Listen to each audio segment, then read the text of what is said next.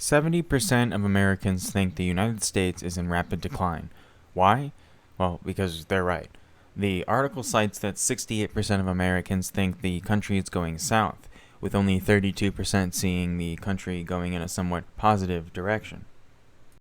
There are 56% of Americans who are somewhat or very optimistic about the future, but said recorded confidence waned in the same study, with each succeeding question being more specific about worsening conditions.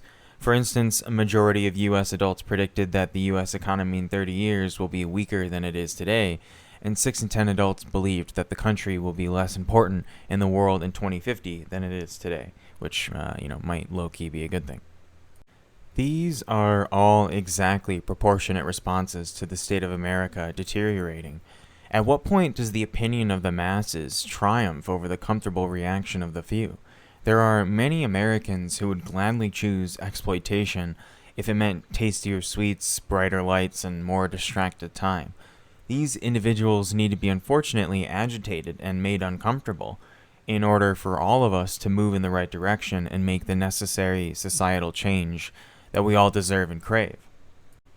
If the overwhelming majority of Americans agree and the actual material conditions of America only continue to get worse, then at what point do we workers finally say enough is enough? It's time for a revolution. It's time for change.